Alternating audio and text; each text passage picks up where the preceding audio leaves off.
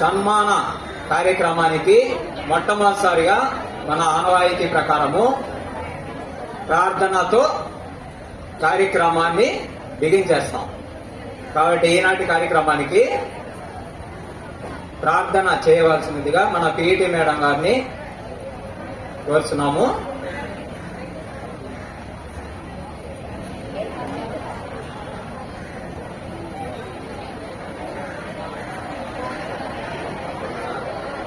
విద్యార్థులందరూ కూడా ఒకసారి లేచి నిలబడితే ప్రార్థన గీతాన్ని ఆలపించిన తర్వాత మనం బిగించేస్తాం. క్రమశిక్షణ పాటించాలి. విద్యార్థులందరూ కూడా నిశ్శబ్దంగా ఉండాలి.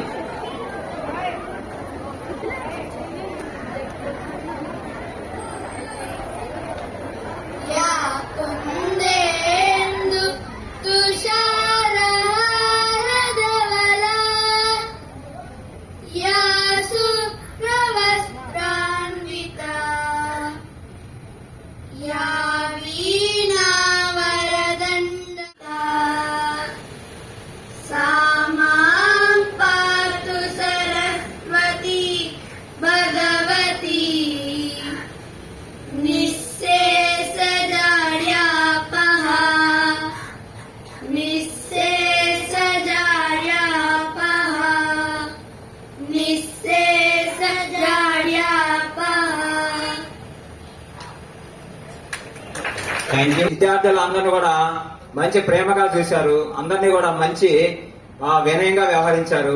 మంచి ప్రవర్తన కలిగే విధంగా విద్యార్థులందరూ కూడా తీర్చిదిద్దారు. అలాంటి మేడం గారు ఈ రోజు పదవీ విరమణ చేస్తున్నారు.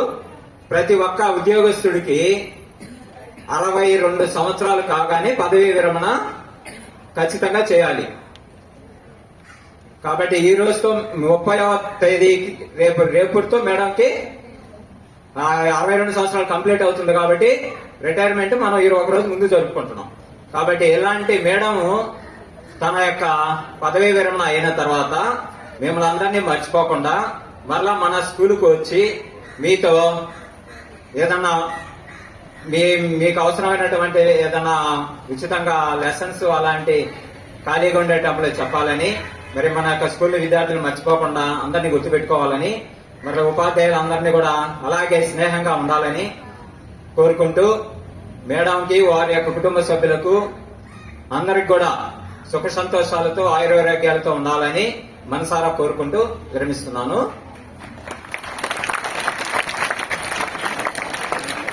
తర్వాత మన వెంకటరెడ్డి సార్ గారిని మాట్లాడవలసిందిగా కోరుతున్నాను.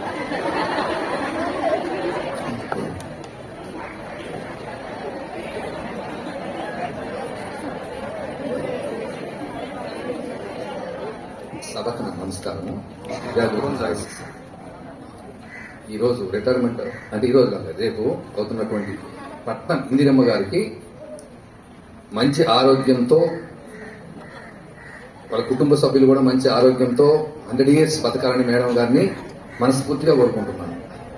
పోతే ఈ మంత్ నేను గమనించింది మేడం గారితో ఏంటంటే, జూన్ 13వ తేదీ స్కూల్కి రావటం గురించి ఇదివరకు ఎప్పుడు కూడా యాక్టివ్గా ఉండేది కాదు మేడం. 15 రోజుల నుంచి మీరు గమనించండి, చాలా యాక్టివ్గా ఉన్నారు మేడం గారు. మరి ఎందుకో నాకు తెలియదు, కానీ ఇదే విధంగా యాక్టివ్గా 100 సంవత్సరాలు ఉండాలని మనస్ఫూర్తిగా కోరుకుంటూ మంచి ఆరోగ్యంతో ఉండాలని మనస్ఫూర్తిగా కోరుతూ సెలవు తీసుకుంటాం. మన సభకు అధ్యక్షత వహించినటువంటి మన పాఠశాల ప్రధాన ఉపాధ్యాయులు వారు ముందుగా పదవీ విరమణ సభను ఉద్దేశించి అధ్యక్షుని తొలి పలుకులతో మనకి కార్యక్రమం మొదలవ్వాలని నేనైతే కోరుకుంటూ ఉన్నాను. దయచేసి హెడ్ మాస్టర్ గారిని ఈ పదవీ విరమణ సభను ఉద్దేశించి ఉపన్యసించవలసిందిగా కోరుతున్నాను.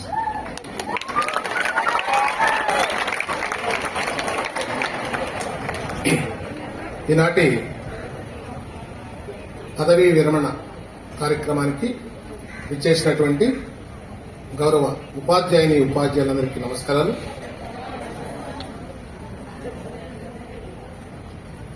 ప్రధానంగా ఈరోజు రేపు పదవీ విరమణ చేయబోతున్నటువంటి గౌరవనీయులు శ్రీమతి ఇందిరమ్మ గారికి, అలాగే పాఠశాల ఉపాధ్యాయులందరికీ నమస్కారాలు. ముఖ్యంగా మేము పాఠశాలలో దాదాపుగా 2000 మంది విద్యార్థులతో ఇబ్బంది పడుతున్న పరిస్థితుల్లో మరలా మరొక ఉపాధ్యాయుని రిటైర్మెంట్ అనేది చాలా బాధాకరం. కానీ ఎవరైనా కూడా ఉద్యోగంలో చేరిన తర్వాత ఏదో ఒక రోజు తప్పకుండా రిటైర్ కావాల్సినటువంటి పరిస్థితి. ఆ క్రమంలోనే మేడం గారు ఈరోజు రిటైర్ కాబోతున్నారు. మరి ఆ సందర్భంగా మనం ఈ కార్యక్రమాన్ని ఏర్పాటు చేసుకున్నాం. మరి మేడం గారి గురించి మీకు బాగా తెలుసు. మాకంటే మేము ఒక ఉపాధ్యాయులుగా హెడ్ మాస్టర్గా ఉంటాం, కానీ మేడం గారు ఎలాంటి వారో మీకు బాగా తెలుసు. మీకు ఎంత చక్కగా చదువు చెప్తారో మీకు బాగా తెలుసు. మీకోసం ఎంత పరితపిస్తారో మీకు బాగా తెలుసు. ప్రతి ఒక్కరికి మీ పాఠాలు ఎంత చక్కగా అర్థమై చెప్తారో మీకు బాగా తెలుసు. కాబట్టి ఆమె సమయం అంతా కూడా వీలైతే ఇక్కడే ఉండాలి అనే తపన, పాఠశాలలో ఉండాలి, నా బిడ్డల వరకు ఉండాలి, నా బిడ్డల్ని ప్రేమించాలి, కుటుంబం కంటే ఎక్కువగా మిమ్మల్ని బాగా చూసుకుంటారు. కాబట్టి అమ్మ ప్రేమ మీకు అందిస్తారు. కాబట్టి ఇక చదువు గురించి ప్రత్యేకంగా చెప్పాల్సిన అవసరం లేదు. మేడం గారి స్టైలే స్టైల్ కదా. ఒక్కొక్క స్టైల్ ఒకటి, నా స్టైల్ ఒకటి, ఒక్కరిది ఒక స్టైల్ అన్నమాట. కొంతమంది కొట్టి పాఠాలు చెప్తారు, కొంతమంది కంటి బెదురుతో పిల్లల్ని కంట్రోల్ చేస్తారు, కొంతమంది లాలించి ఆలించిపోయి అట్లా మమ్మల్ని బాగా అర్థమయ్యేదో చెప్తారు. ఎవరి స్టైల్ వాళ్ళది. కాబట్టి తుది ఆ నిర్ణేతలు ఎవరంటే మీరే. నేనైనా, హెడ్ మాస్టర్ ఎలాంటి వాడు, వెంకటేష్ సార్ ఎలాంటి వాడు, మాలేట్ సార్ ఎలాంటి వాడు, మేడంలు ఎలాంటి వాడు, పద్మనాభ అన్ని ప్రతి ఒక్కరూ నిశ్చితంగా గమనిస్తూ ఉంటారు. మీ హృదయాల్లో స్థానాన్ని సంపాదించుకుంటారు. మీ హృదయాల్లో ఎవరైతే సుస్థిర స్థానాన్ని సంపాదించుకుంటారో వాళ్లే నిజమైన ఉపాధ్యాయులు. ఇప్పుడే రవీంద్రయ్య గారు చెప్పినట్టు మాజీ ప్రధాని ఇందిరాగాంధీతో పోల్చారు మేడం గారిని. నిజంగా ఎంత గట్స్ ఉండాలి మనం. గ్రేట్. మేడం గారికి ఆ పోలిక మీకు రావడానికి చాలా గొప్ప విషయమా. ఇందిరమ్మ గారు, నేను చెప్పింది కదా మేడం, రవీంద్రయ్య గారు చెప్పారు ఇప్పుడే. మాజీ ప్రధాని ఇందిరాగాంధీ సుదీర్ఘ కాలం పరిపాలించింది. అట్లా మీకు ఆ పేరు కూడా రెండు కలిసి వచ్చాయి. మరి ఖచ్చితంగా సారు అందరం కోరినట్టుగా మీ పదవీ విరమణ తరువాత కూడా మీ సేవలు, మీ అమూల్యమైన సేవలు ఈ పాఠశాలకు అందించాలని మనస్ఫూర్తిగా కోరుకుంటున్నాం. కాబట్టి అప్పుడు టైమింగ్స్ అంటూ ఏముండవు, ఎప్పుడైనా రావచ్చు, ఎప్పుడైనా పోవచ్చు, ఇబ్బంది లేదు, మీకేం ఇబ్బంది లేదు. మరి ఈరోజే మన స్కూల్ గురించి పేపర్లో వేశారు, కొన్ని సమస్యల గురించి ఫోటోలు తీసి ఈరోజు పెద్ద ఆర్టికల్ వేశారనమాట. దానికి సంబంధించి డిఓ గారు వెంటనే వివరణ ఇవ్వాలని నన్ను అడిగారు. ఆ పనిలో ఉన్నాం మేము. దానివల్ల నేను చురుగ్గా పార్టిసిపేట్ చేయలేకపోతున్నాం. ఒకసారి డిఓ గారు కూడా రావచ్చు, వస్తే ఈ సభలో కూడా వారు కూడా జాయిన్ అయ్యే అవకాశం ఉంది. మరి మేడం గారికి పదవి విరమణ తర్వాత తన శ్రేష్ఠ జీవితం ఆరోగ్యాలతో బాగా ఆనందమయంగా సాగిపోవాలని మనస్ఫూర్తిగా కోరుకుంటూ సెలవు తీసుకుంటాం. Thank you. మరో సీనియర్ ఉపాధ్యాయుని అయినటువంటి వి పద్మజ మేడం గారిని మేడాన్ని ఉద్దేశించి మాట్లాడవలసింది.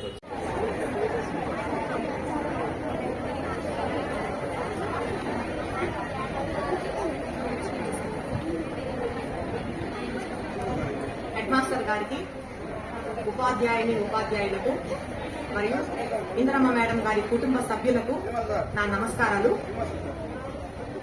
విద్యార్థులకు నా శుభాశీస్సులు. ఈరోజు ఒకందుకు కొంత సంతోషంగా ఉన్నా కూడా కొంత బాధ కూడా ఉంది మాకు. ఎందుకంటే మా రూమ్ లో, మా స్టాఫ్ రూమ్ లో ఎక్కువ గలగలా మాట్లాడే మేడం ఇందిరమ్మ మేడం. రేపటి నుంచి ఒక విధంగా చెప్పాలంటే మా స్టాఫ్ రూమ్ నిశ్శబ్దం ఆవరిస్తుందని అనుకుంటున్నాం. ఎందుకంటే అంతగా గట్టిగా ఎక్కువ గలగలా మాట్లాడే వాళ్ళు లేరు. మాకు ఇక చాలా మిస్ అవుతాం అనమాట రేపటి నుండి. ఇంకపోతే ఇందిరమ్మ మేడము మేమంతా నోటితో పాఠాలు చెప్తే ఆమె ఫేషియల్ ఎక్స్ప్రెషన్స్ తో పాఠాలు చెప్తుంది అని అనుకుంటున్నాను. ఎందుకంటే ఆమె నోరు మాట్లాడడం కంటే ఫేస్ లోని ఫీలింగ్స్ ఎక్కువ మాట్లాడు. మహానటి.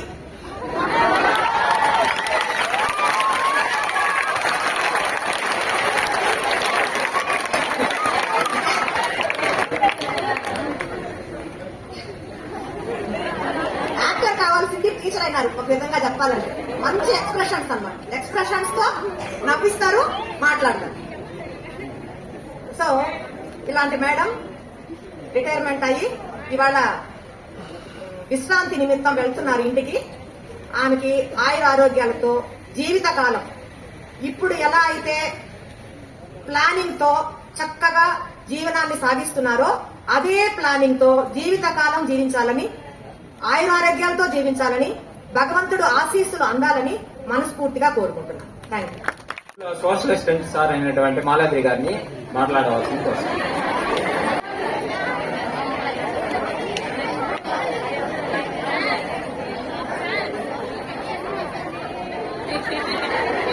గౌరవనీయులైన పాఠశాల ప్రధానోపాధ్యాయుల వారికి, సహ ఉపాధ్యాయులందరికీ కూడా నా యొక్క నమస్కారాలు. అదేవిధంగా రేపటి రోజున జూన్ 30వ తేదీన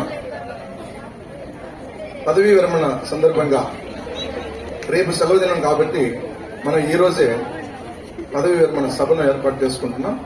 పదవీ విరమణ చేస్తున్నటువంటి శ్రీమతి పట్నం ఇందిరమ్మ గారికి నా యొక్క ప్రత్యేక నమస్కారాలు. మీకందరికీ కూడా ఆశీస్సులు. ముఖ్యంగా మేడం గారు దాదాపు 10 సంవత్సరాల పాటు ఎలిమెంటరీ స్కూల్లో పనిచేసి అక్కడ వీలైనంత వరకు తను సాయశక్తులా చేయగలిగినంత వరకు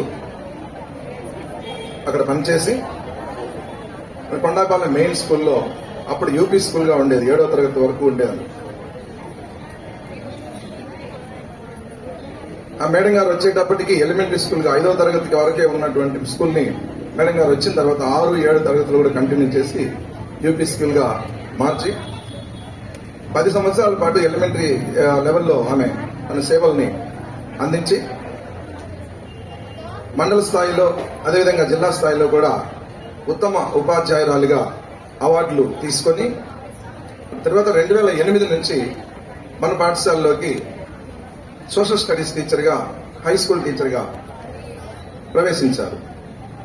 అప్పటికే మేము ఇక్కడ మేము కూడా సోషల్ స్టడీస్ టీచర్గా పనిచేస్తున్నాను. నేను అప్పటికి దాదాపు 8 సంవత్సరాలు అయింది జాయిన్. అప్పటి నుంచి కూడా అప్పుడు శ్రీనివాసన్ సారు, మేడం గారు ఒకేసారి సోషల్ స్టడీస్ కి రావడం జరిగింది. అప్పటి నుంచి మేము ముగ్గురమే సోషల్ స్టడీస్ కి స్కూల్ మొత్తానికి కలిపి ఇంకా టీచర్ల అవసరం ఉన్నప్పటికీ కూడా ఉన్నంతలో సర్దుబాటు చేసుకుంటూ తన శక్తి మేరకు తను చేయగలిగినంత వరకు ఆమె పనిచేసి మన 10th క్లాస్ రిజల్ట్ లో ఆమె యొక్క పాత్రను ఆమె పోషించారు. ఆమెతో కలిసి పనిచేసినందుకు చాలా సంతోషంగా ఉంది.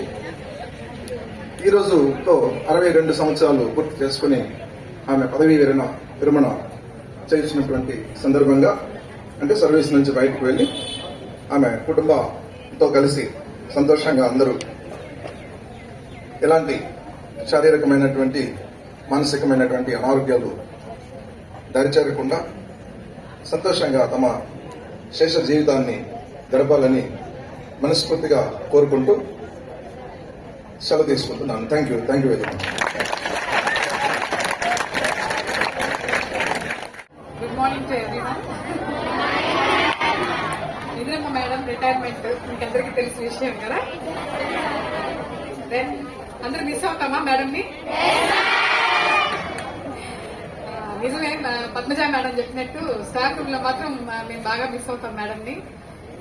నెక్స్ట్ కానీ అది అందరి లైఫ్ లో ఈ రిటైర్మెంట్ డే అనేది ఒకరోజు అందరికీ వస్తుంది. అది వాళ్ళకే ఎక్స్పీరియన్స్ అనేది వాళ్ళే ఎక్కువగా అంటే ఎక్స్పీరియన్స్ అవుతారు. ఎందుకు అంటే రేపటి నుంచి ఇంకా స్కూల్ తో ఇంకా సంబంధం ఉండదు, స్కూల్ కి మనం ఆ రైట్స్ తో మనం రాలేము అన్న ఒక ఫీలింగ్ అయితే ఖచ్చితంగా ఉంటుంది. కానీ ఇన్ని ఇయర్స్ మనస్ఫూర్తిగా హ్యాపీగా మనం జాబ్ చేసుకున్నాము, ఆ సంతృప్తి ఇచ్చేదే రిటైర్మెంట్ అన్నమాట. రిటైర్మెంట్ లో ఇప్పుడు స్కూల్లో ఉన్నంత రోజులు పోయిన 5 years మనం చూసాము, ఎన్నో టెన్షన్స్ మనము ఫేస్ చేసాం యాజ్ అ టీచర్స్ గా, స్టూడెంట్స్ గా. ఇందిరా మేడం మరీ టెన్షన్ పడిపోతుంటారు. కాబట్టి నేను చెప్పడం ఏంటంటే bye bye tension, welcome to pension. ఏంటది? వెల్కమ్ టు పెన్షన్ అన్నమాట. హ్యాపీగా ఇంకా శేష అంటారు కానీ ఇప్పుడు ఇది కూడా ఒక న్యూ లైఫ్ అన్నమాట. ఇక జాబ్ టెన్షన్స్ ఉండవు, హ్యాపీగా ఒక హోమ్లీ లైఫ్ ని మనం ఎంజాయ్ చేయగలము. కాబట్టి మేడం గారికి నేను నా ప్రేయర్స్ తో విష్ చేస్తున్నాను. హ్యాపీగా ఫ్యామిలీ మెంబర్స్ తో మంచిగా హ్యాపీగా గడపాలని. అలాగే ఫ్యామిలీ మెంబర్స్ కూడా కొంచెం అంటే రోజు జాబ్కి వెళ్ళేటప్పుడు కొంచెం డిప్రెషన్స్ అనేవి ఉంటాయన్నమాట. దానికి కూడా మీరు మేడం కి సహకరిస్తారని, ప్రేమాభిమానాలతో మంచిగా ఉంటారని నేను ఆశిస్తున్నాను. All the best.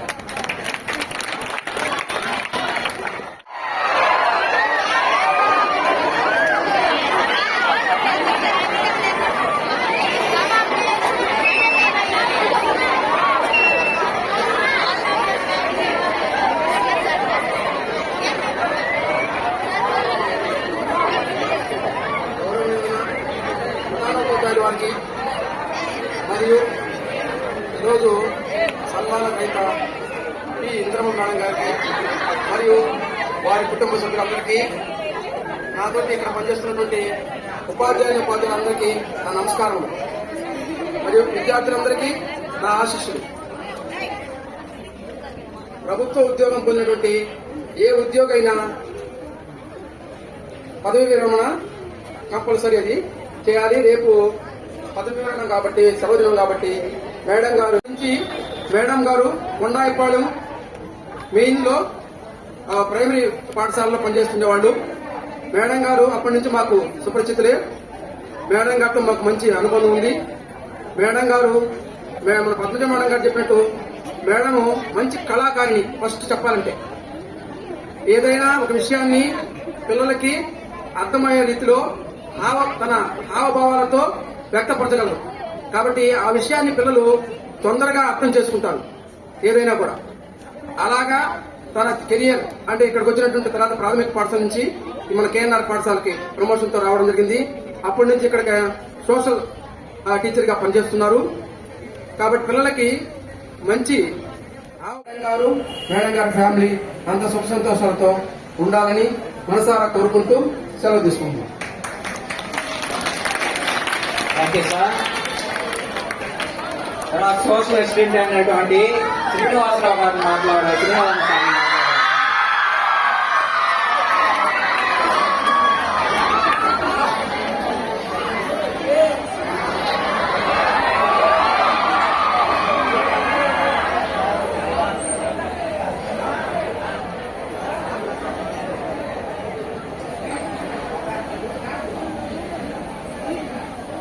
నమస్కారం. మేడం నాకు బాధ కూడా మేడం పోతుంటే బాధ కదా, మీకు లేదు బాధ బాధ లేదా? అంతా ఒకే ప్యాకెట్ చేయడం కానీ ఇక్కడ మటుకు మేము మేడం గారు మేము 2008లో వచ్చాం, 2008లో వచ్చాము. ఇంతమంది పిల్లలు కూడా ఇంతమంది చేరప్పుడు పిల్లలు కూడా ఇంతమంది ఇంత పెద్దగా ఇంత పెద్ద ఫేమస్ గా పడలేదు. అప్పుడు మేము వచ్చినాక 2008 నుంచి కేఎన్ఆర్ స్కూల్ అనేది మంచి పేరు ప్రఖ్యాతించింది. ఎక్కువ మంది పిల్లలు చేరడం, ఎక్కువ మంది పేరు రావడం బాగున్నాం. అయితే మేడం చెప్పినట్టు సార్ వాళ్ళు కానీ మేడం కానీ మేడం మటుకు బాగా హావభావాలతో పాఠాలు బాగా అవుతుంది. బాగా వాక్యం అంటే రాజ్యాలకు బాగుంది మేడం. బాగా మాట్లాడగలదు, మంచి ధైర్యం ఉంది ఆమెకి మేడంకి, భలే ధైర్యం. ఎప్పుడు కూడా బాధపడినా కూడా కొన్ని విషయాల మటుకు లెక్క చేయదు మేడం. కొన్ని విషయాల మటుకు అదేంటే అనుకుంటుంది, పోతా ఉంటుంది. పాప ఇది నాకు కూడా బాధగానే ఉంది. మాకు తప్పదు, అందరికీ అంటే తప్పదు. ఇది ముందు పోతా ఉంటుంది, వెనక వస్తూ ఉంటారు అన్నమాట. ఎవరికైనా మీకైనా అయితే రేపు పెద్దయినా కూడా మీకు అంతే. మీరు కూడా పెద్ద అయినాక ఛాన్స్ వస్తే మీరు కూడా అన్ని తెలుసుకోవాల్సింది. అందరికి తప్పదు ఇది. కాబట్టి మేడం గారు హ్యాపీ మేడం. పిల్లలు కూడా బాగా సెటిల్ అయిపోయారు మేడం. పిల్లలు కానీ బాగా సెటిల్ అయిపోయారు పిల్లలు కూడా. మేడంకి ఎలాంటి బాధలు లేవు, పెళ్లిళ్ళు చేయాలని అప్పుల పప్పులు ఏం లేవు మేడం. హ్యాపీగా ఉంది మేడం. మిమ్మల్ని ఉద్దేశించి మాట్లాడవలసిందిగా కోరుతున్నాను.